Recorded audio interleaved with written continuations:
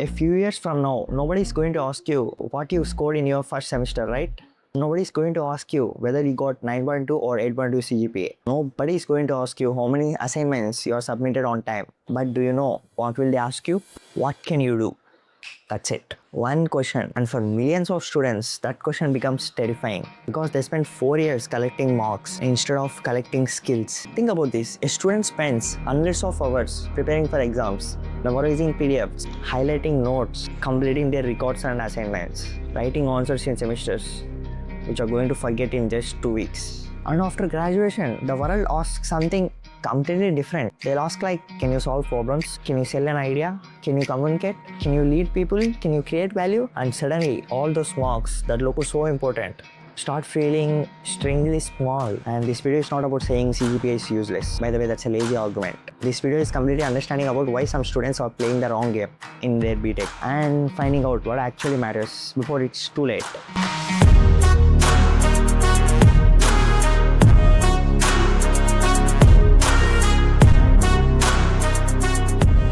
You know what the scariest part is? The scariest part is not about getting a low CGPA. The scariest part is getting the high CGPA and still being completely unprepared for the real life. The school system never changed. Let's be honest. Most students in the B.Tech are playing the same game they played 10 years back in their school life. Teacher gives notes. Student memorizes that notes. Exam happens. Marks come. Parents happy. And the problem, the real world doesn't act like an exam hall. Imagine a company hiring someone. Do they even care about your memorized 20 questions of the past 2 years ago? Or do they care about whether you can solve problems that are costing them money right now? And the most students won't even realize this until their graduation hits them like a truck. The 9.5 CGPA trap.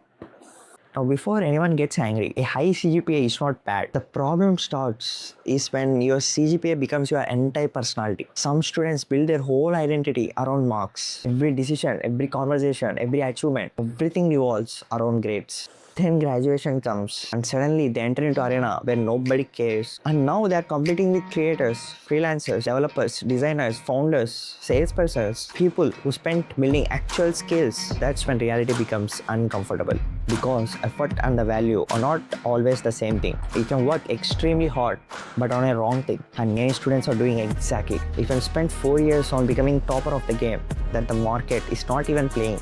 What companies actually pay for? Now here's the part nobody tells you. Most students think companies pay you for knowledge. They don't. If knowledge alone make people rich, every library will be full of millionaires. Companies don't pay for knowledge, they pay for outcomes. Read this again. Read that again. Companies pay for outcomes. Imagine 2 students graduated from my same college. One student has a 9.5 CGPA and another student has a 7.2 CGPA. And now most people think, and obviously the first students will win. Is it real?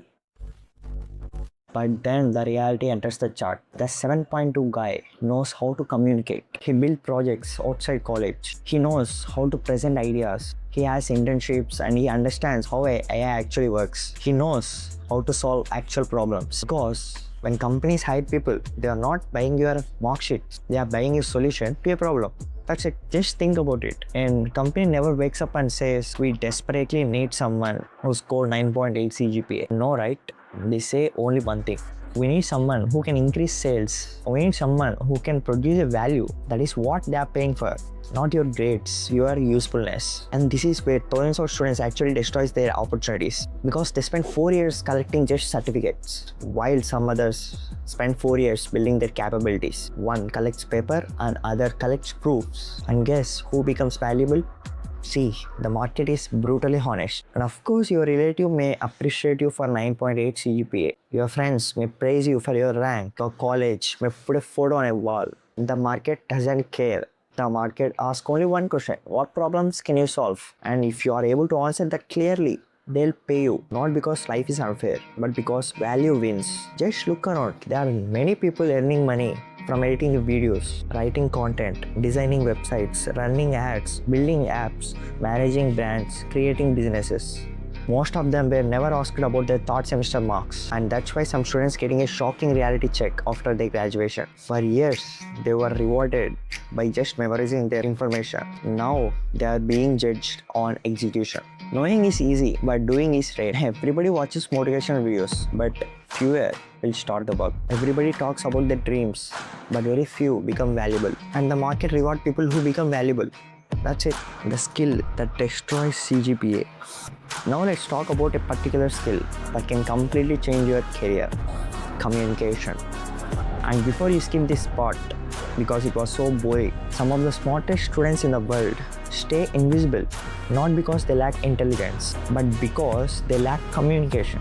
You probably know someone like this. Brilliant student, great marks, but the moment they have to explain their ideas, everything falls apart. Now compare them with another person. Maybe not the smartest, maybe not the topper, and maybe not even the close, but they can speak clearly, explain the ideas clearly. They present themselves confidently. Guess who actually noticed first? Guess who gets leadership positions first? Guess who gets opportunities first? See, communication is not about speaking English with a fancy accent. Communication is making people understand you. And that's the real skill. Think about every successful field: business, sales, education, content creation, management, marketing, leadership, entrepreneurship, even engineering. Everything depends on communication. You can build the greatest idea in the world, but nobody understands it. It might as well not exist. And that's the tragedy. There are thousands of talented students stay stuck because they believe talent alone is enough. The world cannot revolve what it can't see. Imagine a person working on a project, spends 6 months working on it, solve real problems. Now imagine he enters an interview and the interviewer asks, "Can you explain your project?" And he's like, "Sir, my project is going great. I can develop a good project, sir." What? No confidence, no clarity, nothing. Now, all that hard work becomes invisible. Not because he was not skilled, because he couldn't communicate that skill. This is why communication multiplies everything. It multiplies intelligence, opportunities, confidence, influence, income. In fact, many people are not paid because of what they know. They are paid because they are making another people believing them about what they know. That's a completely different game. And here's the scariest part. Most students spend their 4 years improving their grades, but almost zero time improving their communication skills. They'll spend hundreds of hours preparing for exams, but won't spend 10 minutes practicing public speaking. They'll memorize 50 pages of notes, but struggle to introduce themselves confidently. Then they wonder why opportunities keep passing them by. Opportunity speaks the language of communication. Always has, always been. So that's all for this video. If you like this video, make sure to hit the like and subscribe. See you in the next one. Bye.